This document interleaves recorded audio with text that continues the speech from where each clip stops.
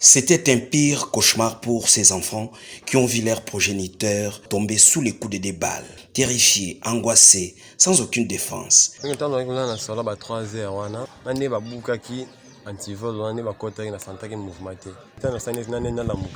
Amoni makola moto liboso na ngai abrakanga déjà arme na moto bazaki beye bamusu bazaki zalaki likolo boye nani papa bimaki abimina mwa libende na ye papa meki ko se défendre niko buna bango ba tirer papa papa zaki na envie mais balle on zaki vraiment bien été puis que bango bazalaki armé moi musu zalaki été en ça balle musu zaki na mutu musu vient na poitrine to boli bimi na poitrine nani assez à l'épaule tant ba côté na chambre ba bouki ba armoire place papa tira mbongo bazwi mbongo bango bakende moko na bango alobi bongo tika ye po anisisa ye bakina bakago te meta amoni ye boye na ayebe so te bali asuka kaleto kakeleli pamokimia ngalabi papa kufi osimi papa osimbi awa naokie maliri nasimbi na kingwana naokie moto ngani bolela nano te bota vie de prière papa aza na viva batika kolela toke kobenga ba grand frère bango baye na chauffeur ate papa na motuka bakei tebika papa ki hôpital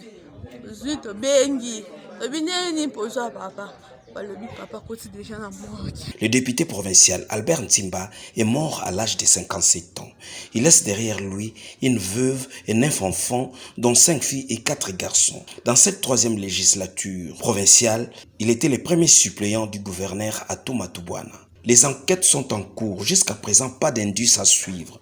Même les mobiles de cet assassinat n'est pas encore connu. C'est le troisième député provincial qui vient de perdre la province du Congo central depuis le début de cette législature en cours.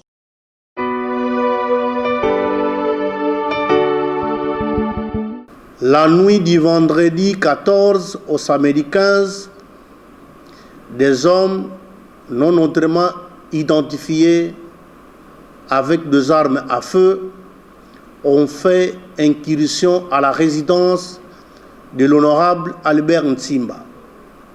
Ceux-ci l'ont abattu.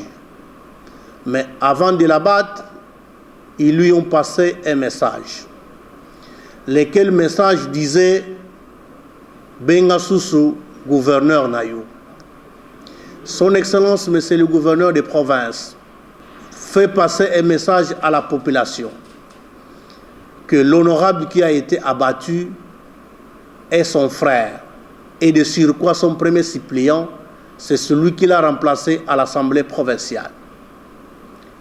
Le service de sécurité et la justice sont à pied d'œuvre pour démanteler ces réseaux qui a semé la désolation et la tristesse à la famille de feu l'honorable Albert Ntimba.